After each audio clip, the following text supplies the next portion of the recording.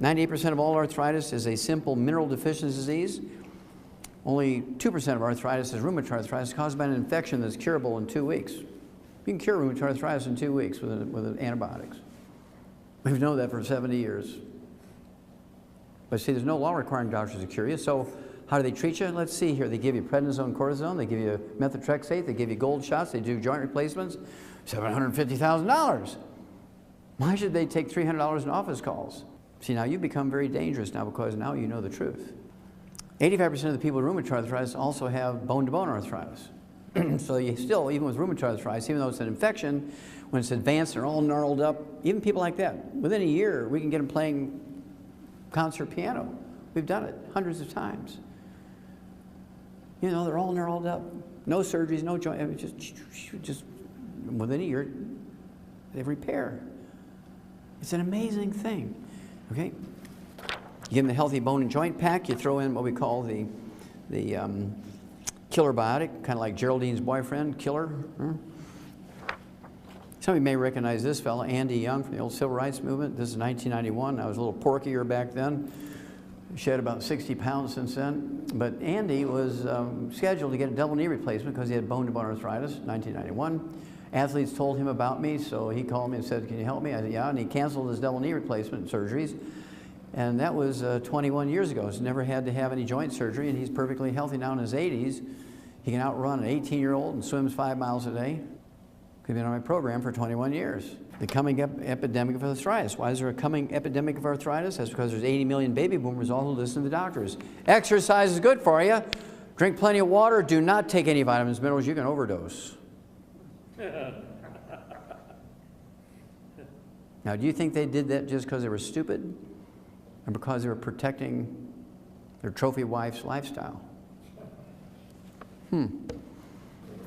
This came out in September 2012.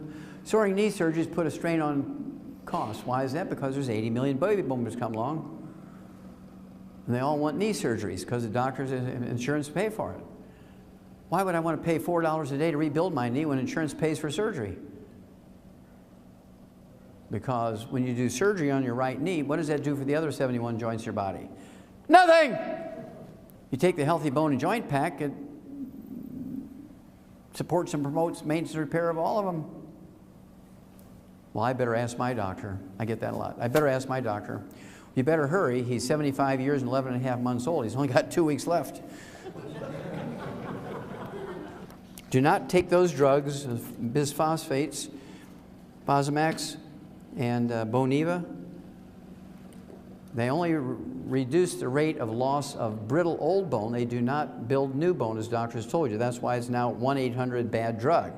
Harvard Medical School, New England Journal of Medicine, 10 years ago, 2002.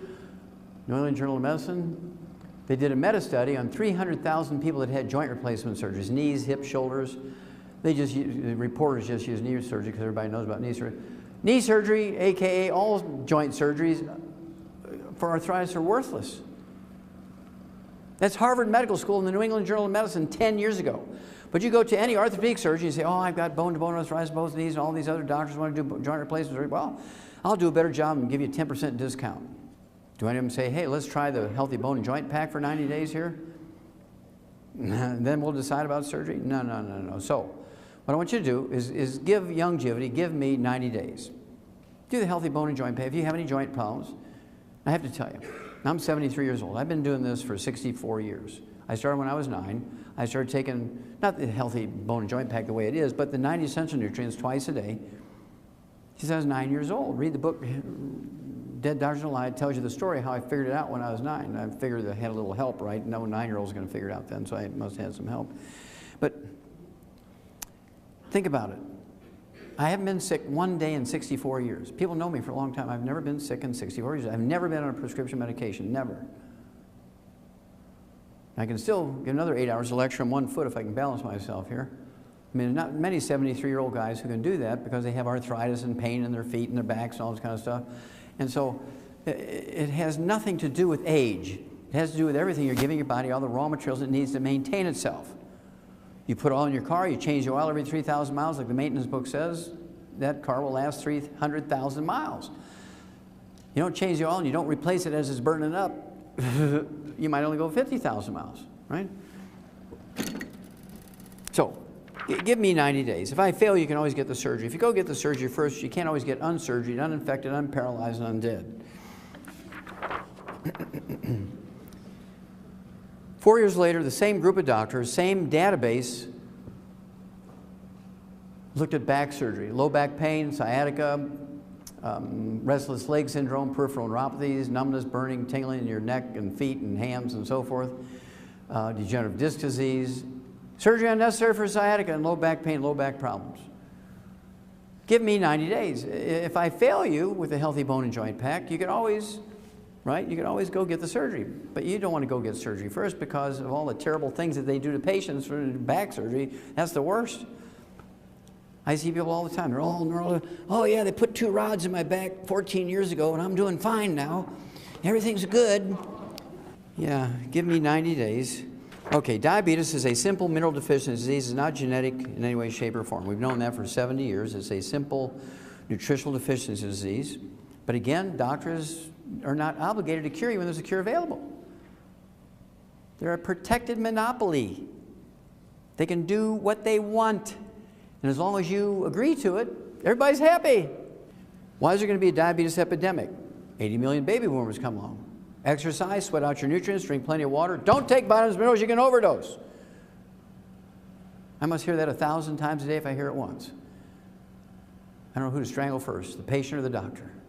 And here's why you'll be burying your children. Wall Street Journal, April of this year. No easy cure for diabetic children. Now, we're not talking about type 1. This is type 2. It used to be called adult onset type 2 diabetes because it only occurred in people over the age of 50. Well, that was a long time ago. In 1963, people under the age of 5 never got type 2 diabetes, but look, following the doctors and the government's instructions, eat whole grains, don't eat fat, eat, plenty of exercise, don't supplement. Look what happened. If the doctors were right and the government was right, the chart should look like that again. Following their instructions, doing what they say, this is what you're getting. And so the kids are dying younger and younger and younger just from type 2 diabetes when nobody should get it. It's a simple mineral deficiency. High blood sugar is not the disease. High blood sugar is just a symptom of the disease. Just like elevated blood cholesterol is a symptom of type 2 diabetes, it has nothing to do with the cause of the disease, high blood sugar.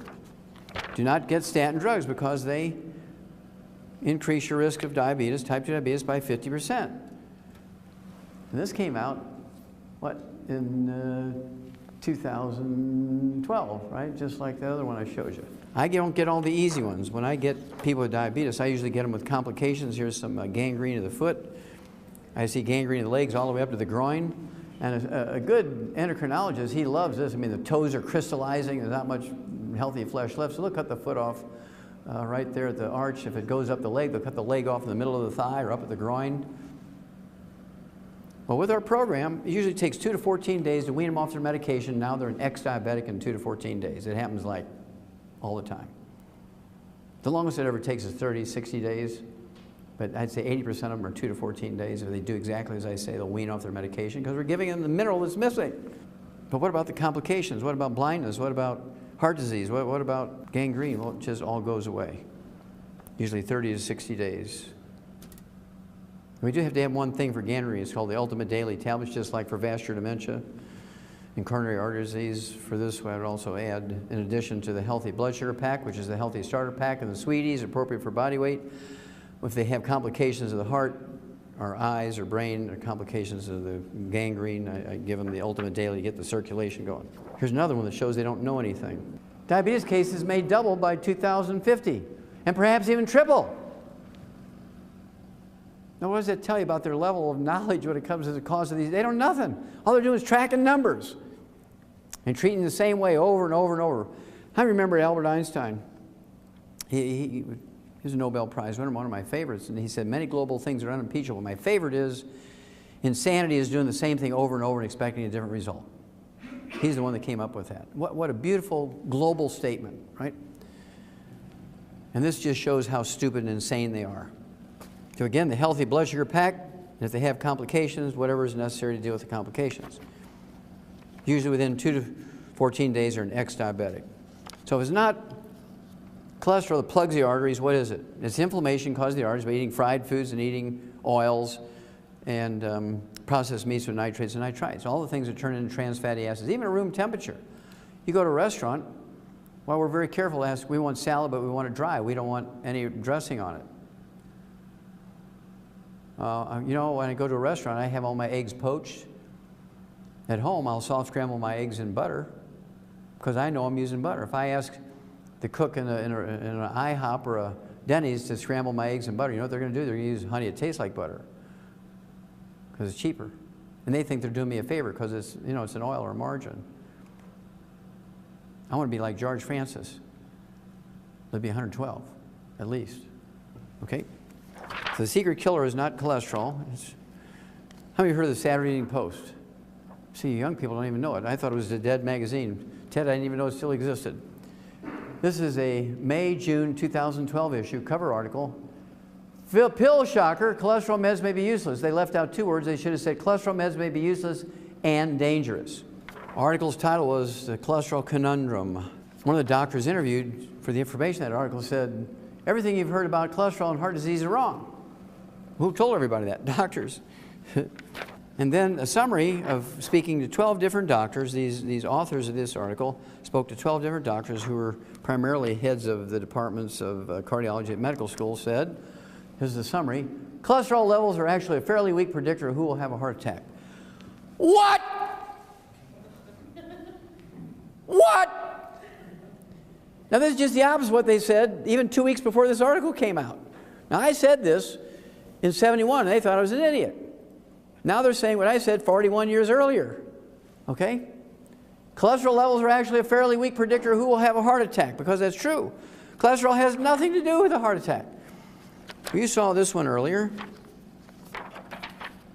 Now this will mean something to you. Good cholesterol, not so beneficial. Higher HDL, high density lipoproteins, the good cholesterol levels don't reduce heart attacks. Lowering your cholesterol of any kind, good or bad, doesn't reduce heart attacks because it doesn't cause it.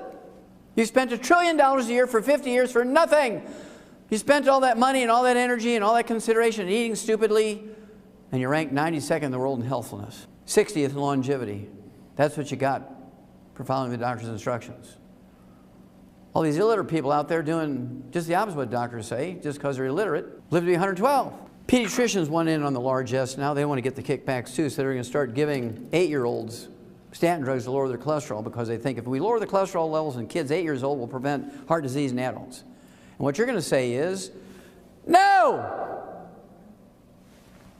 Do not let them give your kids cholesterol-lowering drugs, because they will die before they're 20, and you will be standing at a gravesite burying your children. And the last thing I'm going to share with you is my favorite article on cholesterol. We'll talk about high blood pressure, and I'll be done. This is the last one on cholesterol, but it's my favorite article on cholesterol. Normal cholesterol in an 88-year-old man, let's call him Frank, who eats 25 eggs a day. Published in the New England Journal of Medicine. This is not a big study. This is a case report, but it's very valuable. This guy, Frank, goes in, 88 years old, for his annual physical. And Dr. Kern, who's a clinical doctor in the outpatient clinic at Harvard Medical School, which teaches, you know, young doctors how to be doctors, and that's scary. And Dr. Kern comes to Frank and says, look, you're in pretty good shape for 88 years old. Man, we couldn't find anything wrong with you. I'm going to reward you. I'm going to give you a prescription of Viagra. And so Frank stands up and kind of lifts up his belt, you know, and throws his shoulders back and says, well, I'm pretty good in that area. I don't need no Viagra. So the doctor says, really? What do you do? What do you do to be good in that area? He says, well, I eat 25 eggs a day. And the doctor says, what? The doctor's having a heart attack. What? You're eating 25 eggs a day? So the doctor runs back into the lab, and he reruns it himself. He couldn't believe the numbers. So he comes back and says, well, your blood cholesterol is 190 without medication. And why do you eat 25 eggs a day? He says, well, because it makes me more studly. Now I want you to think about it. How many of you have heard of estrogen and progesterone? Okay, that's two steroid hormones. How many of you heard of adrenal hormones? Okay, that's another steroid hormone. How many of you heard of testosterone? It's another steroid hormone. Those four hormones are steroid hormones. And they're 95% by weight cholesterol. So you go on a cholesterol-restricted diet, you take cholesterol-lowering drugs, and there ain't nobody home anymore.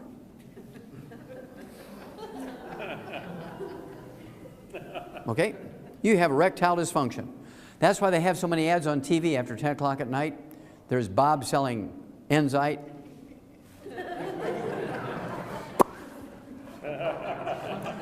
And the one I really love is Cialis. You know, this couple on the beach in the bathtubs. Now their genetic line is going to die out. They're very stupid. You got to be in the same bathtub before there's the right moment. I mean, 2 slabs of cast iron in between, there ain't nothing going to happen. No matter how good your erection is, right? Now, so, eat 6 to 8 eggs a day. And, you know, Ted's and his wife Nasima, Brandy, they always eat with me a lot on the road. When I go to these places, I'll have a big steak. If it's breakfast time, I'll have 4 eggs that are poached with a big hamburger patty or breakfast steak. And you can see all the people in the place are eating their organic multigrain waffles looking at me. And they don't even know it. They're dead men walking. So you take your 90 essential nutrients. We actually have an aphrodisiac called Drive. It's a little capsule. And the main ingredient is an herb in it. It's an Asian herb called Harney goatweed.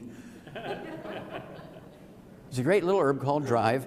We add that to our, I'll tell you a couple of other things, a lot of fun.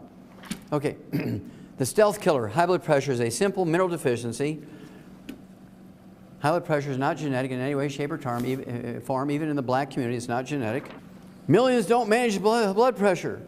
Well, that's because they're treating symptoms. They're not dealing with the cause. The cause is a mineral deficiency. Salt has nothing to do with high blood pressure. What's the first thing a good farmer or rancher puts out for his livestock in the pasture? A salt block or salt lick, right? There's nobody out in that pasture telling a cow she's limited to 1 lick a day, is there? I refuse to believe my human patients are dumber than a cow.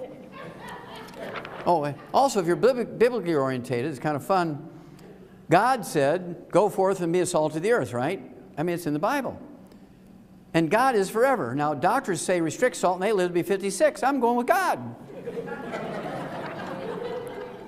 Big study. Uh-oh, Houston, we have a problem here. Low sodium intake could be riskier. That's because sodium is an essential nutrient. You cannot have nerve impulses without sodium. You can't move water around in your body without sodium. You can't make stomach acid without chloride. Chloride and sodium are probably the most common of all the mineral cofactors necessary for enzymes and genes to work. Uh-oh, Houston, we have a problem. Now, while this study was designed to deal with high blood pressure in the black community, because doctors convinced the black community that high blood pressure is genetic in them, this also is true for whites and blacks and yellows and reds and oranges and everybody, right? What they did was go from Loyola University in Chicago and Oxford University in London to Nigeria. They wanted to go up in the mountains of Nigeria and find some tribal guys that had normal blood pressure. They could take their blood samples and they make a vaccine, come back, genetically engineered thing, injected in every black man, woman, and child, and get rid of their high blood pressure that way. Well, they get out to Nigeria from Oxford University and Loyola University, and they find out that only 7% of the people living in the tribal areas of Nigeria have high blood pressure. 93% are normal. That freaked them out. So they go back to London, they go back to Chicago, and they start doing DNA tests looking for gene pools of people whose ancestors had originated from West Africa during the slave trading days in the 1600s, 1700s. They found lots of them. They started just simply screening by doing blood pressure. They found out that the people with the same genetic pool as from West Africa, as the West Africans, 33% high blood pressure. So you know immediately it's not genetic because your position on Earth doesn't dictate or change how a genetic disease will manifest itself. If you have a genetic disease here, you know, in Minneapolis, you're going to have it in London, you're going to have it in Cape Town, South Africa, you're going to have it in Auckland, New Zealand. It doesn't matter where you're on Earth, the genetic disease can be the same. So when there's a 5 times difference here between where you live, you know it's not genetic. Well, they didn't like that. So they gathered up more blood samples from Nigeria, more blood samples from all over the world, from people who had originated from Nigeria, their ancestors, during the slave trading days. And they got in the geneticists, and they got in the cardiologists, and the blood pressure people, and all this stuff, and they studied for 6 years. And in 2005, January 2005, they came out with the final results of the study. Remember, doctors want you to believe that it's genetic. This is published in the British Medical Journal, which is their version of the Journal of the American Medical Association, very well respected around the world. And here's what they said. Hold on to your hats. High blood pressure in blacks, not genetic. High blood pressure in white's not genetic. High blood pressure in yellow's not genetic. High blood pressure in red's not genetic. It's not genetic in anybody. It's a simple mineral deficiency disease.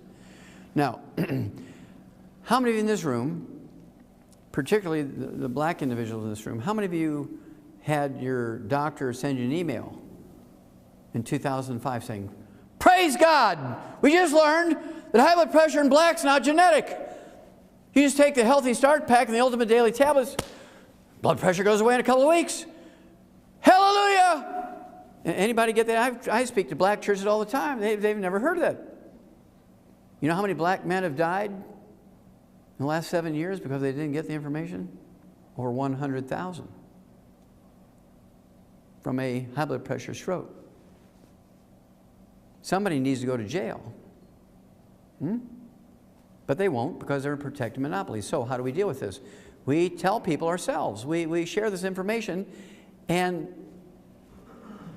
get people to do things for themselves. They won't need doctors. Now here comes the fun part.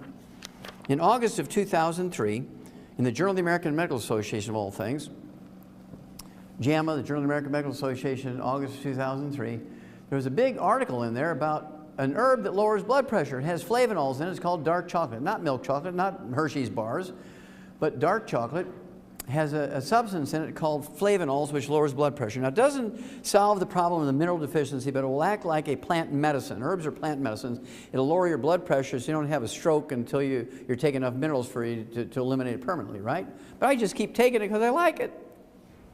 My blood pressure, I'm 73 years old. My blood pressure is 121 over 71. My pulse is 43. It does spike when I get angry. It'll spike up to 45 when I get angry. When I was wrestling for the University of Missouri, my wrestling pulse was 38, and the doctors were always freaking out, but I could always outrun them, outwhip them, and all this, that, and the other, right?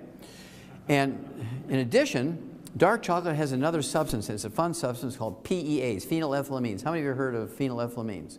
Okay, this is the reason why we give chocolate on Valentine's Day, is the phenylethylamines. Now, the Spanish, they didn't know the name of the chemical, but they knew there was something special about dark chocolate. So in 1523, they took it to Europe and started giving it away on Valentine's Day. The whole purpose of dark chocolate was to seduce the woman with dark chocolate.